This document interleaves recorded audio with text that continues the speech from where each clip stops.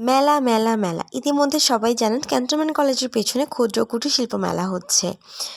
আর মেলা মানেই কিন্তু হরেক রকম চুরির পাহাড়। Hello everyone, this is Sifat Amin from Amrin's diary. কী অবস্থা সবার? নতুন একটি ভিডিওতে জানাচ্ছি সবাইকে অনেক অনেক স্বাগতম। মেলাতে যাব আর রেশমি চুড়ি থাকবে না তা তো হবেই না। আর রেশমি চুড়ি মানেই কিন্তু মেয়েদের একটা আবেগ। আপনি চুড়ি পরেন বা না পরেন, দেখবেন যখন আপনি অনেক রকমের চুড়ি দেখবেন আপনার কিন্তু কিনতে মন যাবেই। সেই অবস্থা হয়েছে আমারও। আমার কিন্তু চুড়ি ওইভাবে পরা হয় না।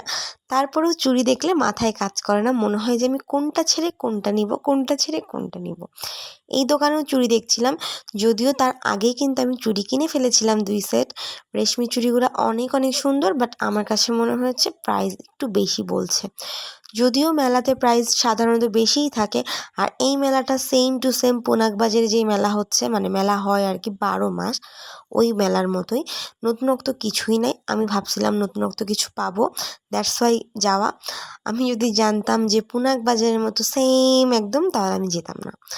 আমার কাছে ভালো লাগে নাই। যাই হোক, তারপরেও আপনাদের সাথে ছোট্ট একটা ভিডিও শেয়ার করলাম। আপনারা কে কে গিয়েছেন? আমি জানি প্রচুর মানুষ যাচ্ছে। কেন যাচ্ছে এটাও বুঝতেছি, যে যেহেতু ফর দ্য ফার্স্ট টাইম আমাদের এরকম লেকের পাড়ে হচ্ছে এই মেলা হচ্ছে, সো মানুষ এই জন্যই যাচ্ছে আমার যতদূর মনে হয়। তো যাই হোক, ছোট্ট একটা ভিডিও আপনাদের সাথে শেয়ার করলাম। ভালো লাগলে অবশ্যই লাইক কমেন্ট এন্ড শেয়ার করবেন। আর যারা আমার পেজে নতুন, অবশ্যই আমার পেজে কিন্তু একটা ফলো দিয়ে পাশে থাকবেন। আল্লাহ হাফেজ সবাইকে।